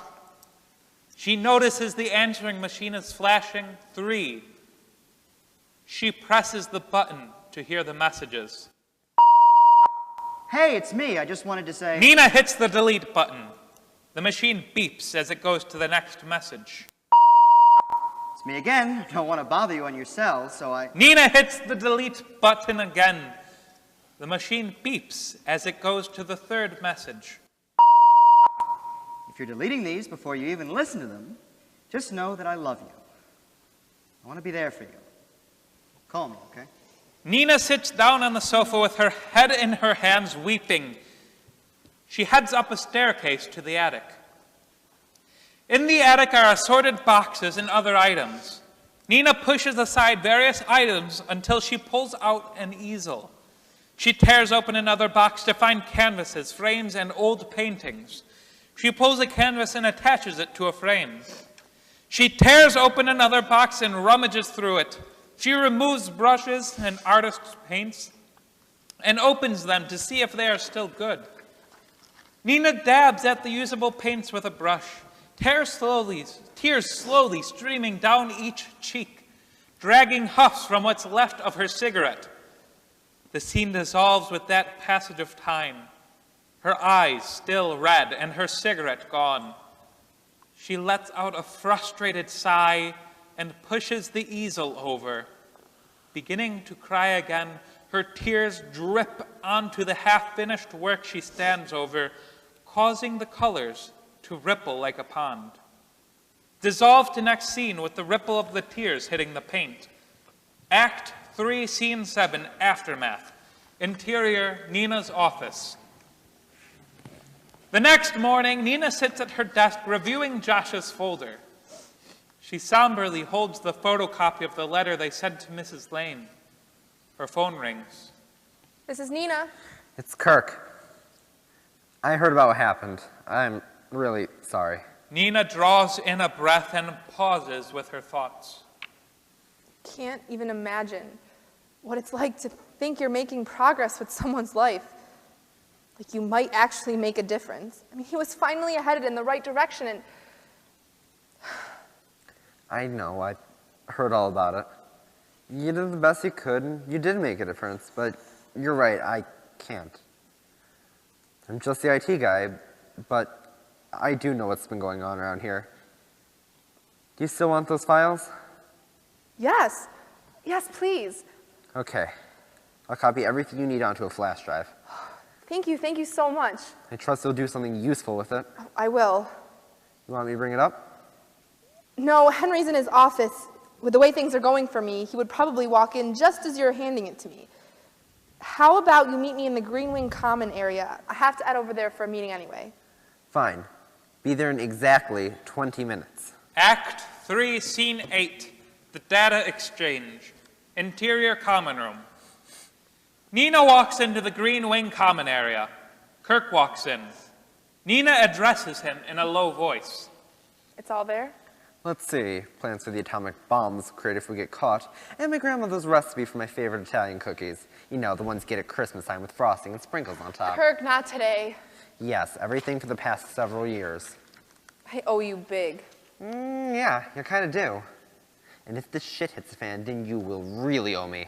Kirk and Nina are interrupted by two teens scuffling. A social worker steps in. Hey, you two, break it up. The social worker is knocked to the floor in the scuffle, toppling several chairs. The youth detention workers rush to the scene. This is why I prefer the server room. See ya. Good luck, Dr. Clouseau. Act 3, Scene 9. Interior, Jillian's cell and Nina's apartment. Interior shot of Nina's apartment. Nina is in front of her computer screen with a cup of coffee.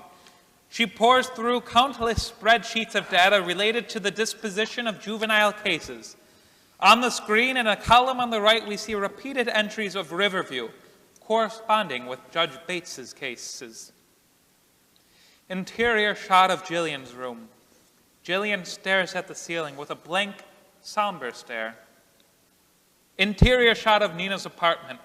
Nina looks more tired than the previous shot, but her face transforms with the realization that she's onto something.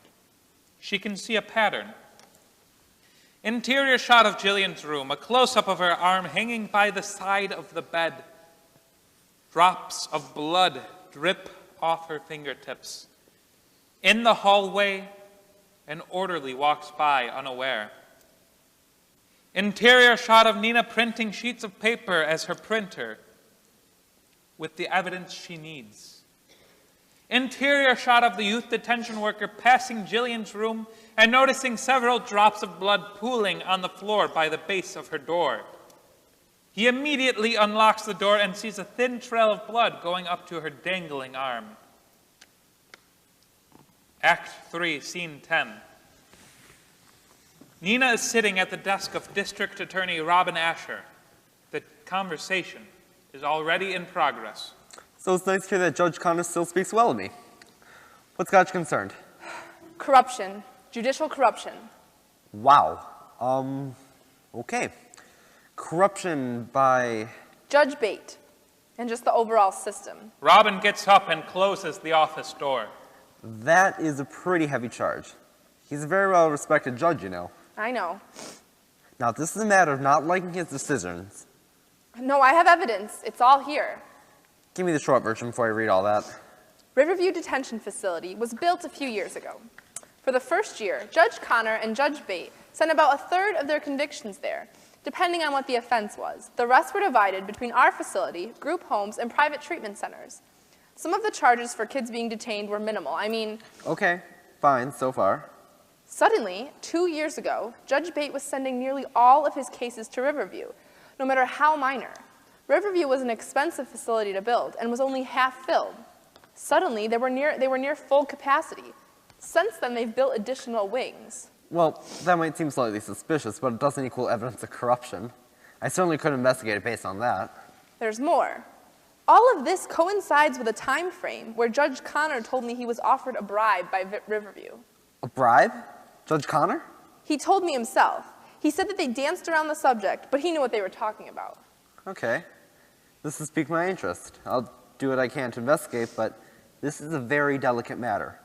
People's reputations are on the line. Judge Bate, mine, yours. I wouldn't do it if I weren't convinced. Nina's cell phone begins to ring. She answers it. This is Nina. Where are you? I had to make a stop on my way in. Jillian cut her wrists. What? How? I'm looking into it. They took her to General. How is she? This is all my fault. I told her. She'll be fine. They've treated her before. This is nothing new. I'm going over there now. Okay. When you get into the office, we need to touch base on some of the new cases. Nina hangs up the phone. Act 3, Scene 11, video evidence. Interior Security Office. Henry is walking down a hallway with a security guard. What a frickin' day. And I still need to deal with that fight from the Monday with Elaine, the social worker in residence. How is Elaine, by the way? Her arm is healing. Knowing her, she'll milk us for a couple weeks of sick leave before she comes back to work. I've got the video footage from the fight. I've already figured out who I think started it, but you can take a look at it and see what you think. Henry and the guard walk into the security room where there are a row of video monitors. Okay, let's see. It seems to start here. The kids are just entering the frame to the left and begin shoving each other. Henry catches sight of the tail end of Nina's exchange with Kirk. Whoa, wait a second. Stop. Stop. Back that up for a second. Here? No, a little more. More. Stop. What is it? It's Nina and Kirk. What are those two doing? I don't know. He's giving her something. I can't make it out. Zoom in if you can. It looks like a flash drive. What the heck is he giving her? Play it again. Yeah, that looks like it. Must be important. Kirk almost never goes to that part of the building. I swear, I'm going to finish her to the end. Her and her big ideas. Henry heads for the door. Wait, don't you want to see the fight? Not now. I have bigger fish to fry. She's one of them. Henry storms out of the security office. Act 3, Scene 12, Hospital, Interior. Nina barges through the doors and stops at the nurse's station. I'm Dr. Marciano. You have a patient from the juvenile detention center come in? Oh yeah, she's right down here. The nurse shows Nina into Jillian's room. Jillian is tired looking and not happy at all to see Nina. What are you doing here? I thought you didn't care. Get out of here before I call security on you. Get out of here now. Go! Jillian, are you okay? I'm sorry for what I said. It was wrong, and I didn't mean for it to come out across that way at all. You put me in here. You! I'm sorry. We can talk later. I just wanted to come see how you were. Rest now. You need to get your strength back. We can talk about things later. You have no idea what I go through. You don't even care what happens to me. You already have a perfect life. Nobody has a perfect life. Well, it's better than mine. Jillian, trust me. Everyone has different challenges in their lives. Some are bigger than others, but they're there. Are you trying to make me feel better? I just want you to know that you're not alone in this world. I want you to recognize that you have real talent and that the world is a better place with you in it. Just know how special you are. I really don't want to die. I just feel like there is nothing here for me. And it hurts so much being so empty all the time. Look at your artwork. You have a gift to share with people and you can make a career out of it in some way. Whatever your passion is, you find a way to make it happen, always. Nobody or nothing can get in your way, only yourself. You really think so? Yes, of course. I'm being serious. You could really do that. Trust me that if you focus on your talents and put yourself in charge of your own happiness, the pain you feel now will be a distant memory someday. Do you really believe that? Yeah. How would it make you feel knowing that people feel happier after they've looked at a drawing or a painting you created? I feel pretty good. Like I said, there's nothing that can stop you from your dreams in your life but yourself. There will always be bumps in the road, but the best you can do is take them a day at a time, but you can't give up on yourself. I don't want to go to Riverview, though. I'm working on that. Can you get me into a program where I can have a big sister or something like that? Someone who could look after me or spend time with me, you know, things I could do with? I will absolutely do my best with a referral. There are mentoring programs that I'll look into for you. I'm trying to get you over to the Sunrise Center. To be with the other nut jobs, huh? No, it's a group home, and it will give you access to counselors who you can talk to any time of the day and who will actually really care about you. How are you going to get me into there? Well, there's no guarantees, but I was able to get another hearing where I can give my professional opinion about where you belong. Is it with Judge Bate? Yes. He won't care. Well, even if it doesn't work out, we will try to find the best place for you. You have to want to help yourself, too. Yeah, I'll do my best. When's my court date? It's scheduled for tomorrow, so I need you to rest. Tomorrow? Can't we delay it while I'm in here? I'll see what I can do, but you're going to get transferred to Riverview next week. There's no stopping that. Well, then why can't we delay it until then? Listen, I don't have a magic wand in my purse. I'll see what I can do to reschedule. You rest up, okay? I'll check on you after work later. Okay. I'm sorry again. See, I make mistakes too. I'm not the perfect person you think I am. Act 3, Scene 13. Interior parking ramp. Nina heads out of Jillian's room and down the hall to the elevator. She exits the elevator to the parking ramp just as Mr. Henry Hall is about to step in. Nina, Whoa, Henry, you scared the heck out of me. you have got some serious explaining to do, Missy. You know, I'm not really in the mood right now. What did Kirk hand you? What are you talking about? Something he handed you. What was it? Henry, let go of me. Nina retaliates. She drops her purse and briefcase. She grabs Henry's suit with both hands, gets close to his face. You know, Henry, I've had it with your bullying and your sarcasm and demeaning microscopic ways. I've had it with everything from you. Henry pushes her back. I saw it on the tape, Nina. The security camera footage that recorded the fight also showed your little hallway meeting with Kirk. It was a backup of files. You came all the way over here to ask me about that? And it's funny, Kirk took the day off today. Anyway, I know that if he backed anything up, it was because you requested it. And if it's so innocent, why all the suspicious movements? You know, I just visited one of my clients who made a suicide attempt. I'm not interested in this conversation with you. Oh, we'll talk about that too. But first, I want to see whatever it is he gave you. I don't have it. You don't... What? That's county property and I demand it back. Where is it? Lay off. It's with the DA. Henry is completely enraged. He doesn't know what to say. The DA? What for? Judge Bate, there's reason to believe he's been taking bribes from Riverview. Are you insane? You're insane, aren't you? I've been up for countless hours. I have looked at the numbers, not only with Judge Bate, but the soaring rates of juveniles incarcerated over the years. The system, it's criminal in and of itself. That's preposterous. All you have to do is look at the conviction data. Did it ever seem odd that Judge Connor is willing to grant some leeway to kids over minor offenses, and Judge Bate always goes for the maximum? Judge Bate is just strict, that's all. Anyway, Josh was certainly better off with us than he was getting a conditional release from Judge Connor. That was low, Henry. But you know, I should have expected it from you. Josh was hanging out with the gangbangers that he shouldn't have been anywhere near. Judge Connor gave him the benefit of the doubt, and look where it got him. Dead. Somebody had a drug vendetta with Josh. That has nothing to do with this. Judge Bate is ruining the lives of kids who have made minor offenses in exchange for kickbacks. And that's one small piece to this whole mess that I see on a daily basis. I'm not going to let you embarrass me. I'll be talking to the commissioner first thing tomorrow about your fate. I have the facts on my side. You have a lot of nothing, and I'm going to bury you, Nina. Bury you! Henry storms off to his car. Nina is left standing there frozen with fear. Act 3, Scene 14. The courtroom. Interior. It's a full day in the family court due to the morning hour. Nina sits in the front row next to Jillian, whose arms are heavily bandaged. When are they starting? It should have started already. The judge must be running late. Do you know what you want to say? Yeah, I wrote down some notes. The clock on the wall shows 9:15, and there's no sign of the judge.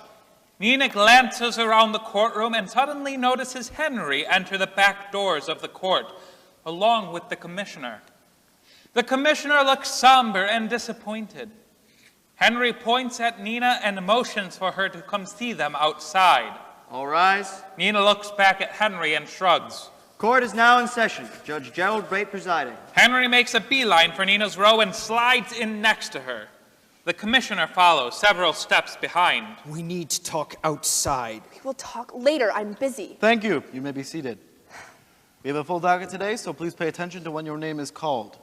For any attorneys present who are representing a client during proceedings, please see the clerk to sign in, and we will try to get to your case as soon as possible. Judge Bate looks down at his docket. First case is Jillian Thomas. Jillian nervously gets up and walks from the front row to the defendant's table. Nina follows. Yes, Dr. Marciano. You'll be acting as her guardian ad litem. Yes, Your Honor. You may be seated next to Ms. Thomas. Nina and Jillian sit at the defendant's table. Ms. Thomas, it has come to my attention that you do not want to be transferred to Riverview Detention Facility, and because of the strong advocacy of Dr. Marciano, I have agreed to listen patiently while you explain your reasoning. Thank you, Judge. Jillian looks at Nina with apprehension. Nina nods and smiles reassuringly. Go on.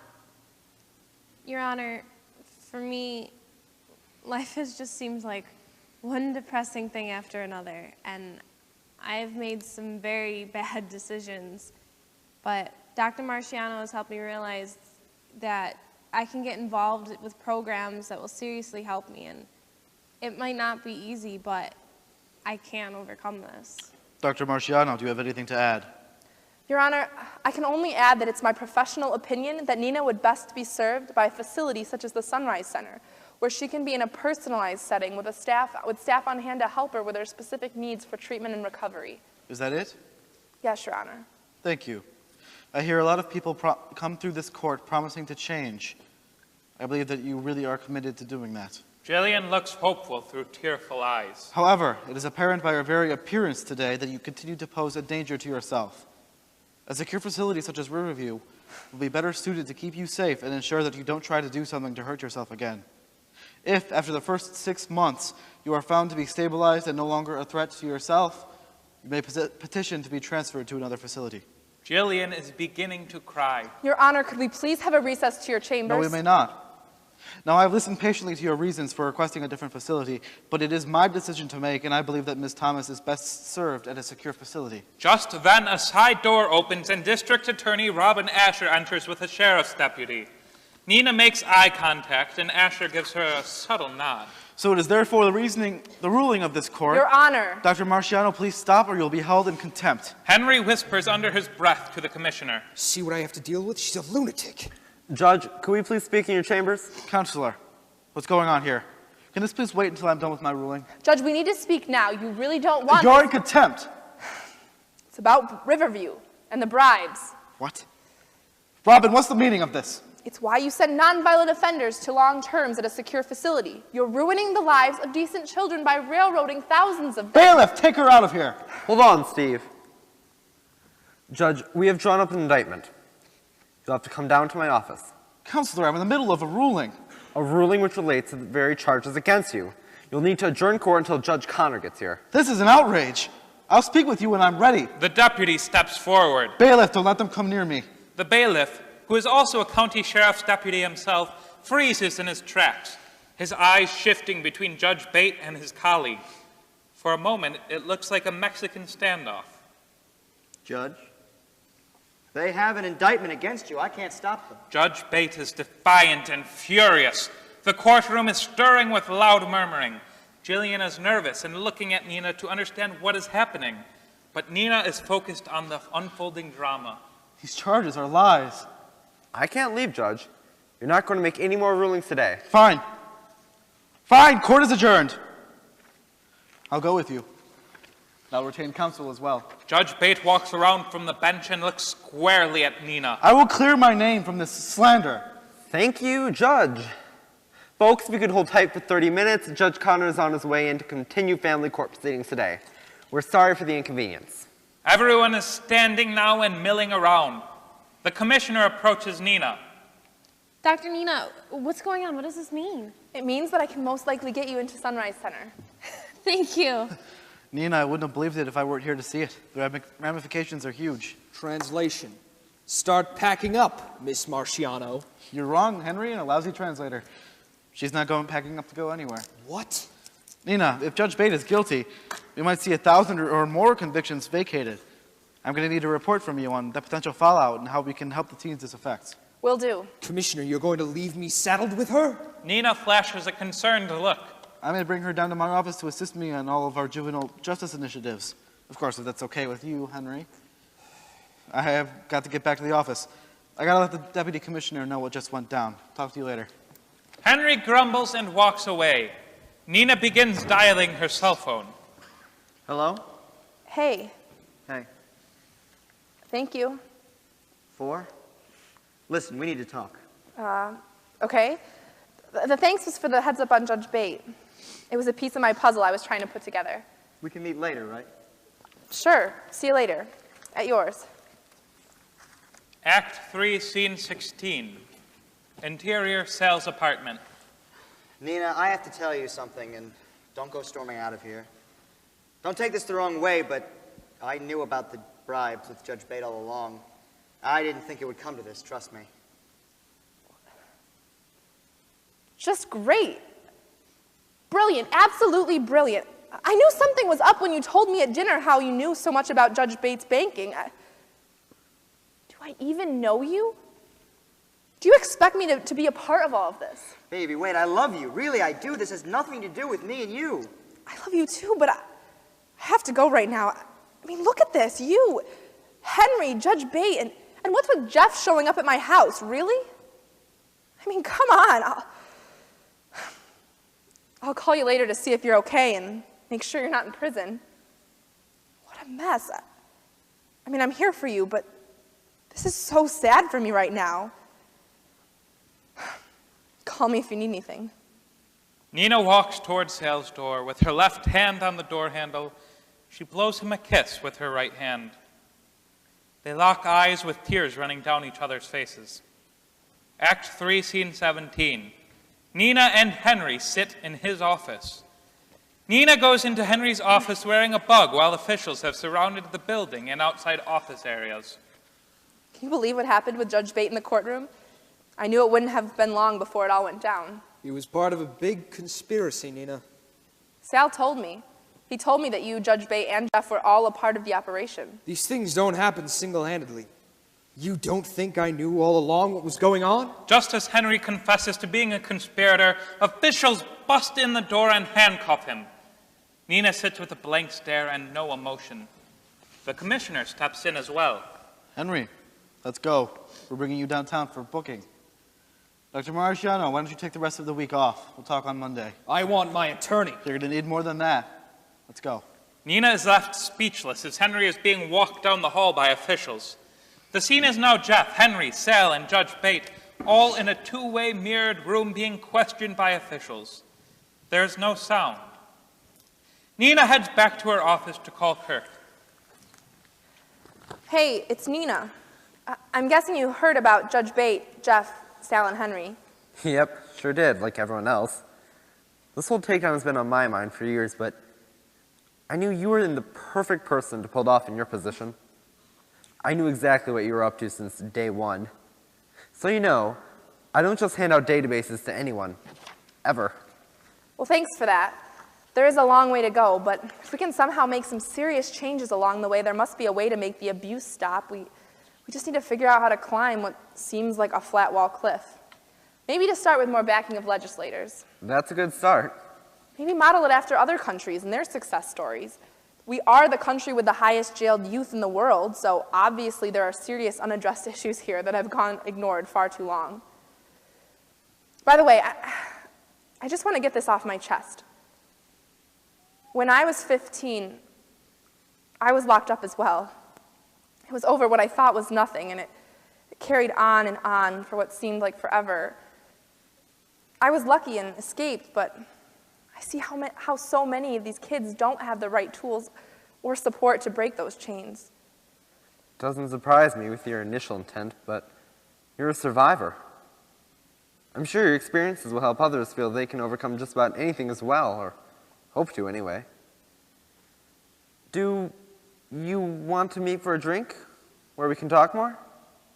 I need a break from this place. Besides, everyone has pretty much left for the day after the storm. Should I say the atomic bomb? And there's some more critical links you need to know about the database. Sure. Let's meet at Olive's. I hear they make a great martini. Great. See you there in exactly 20 minutes.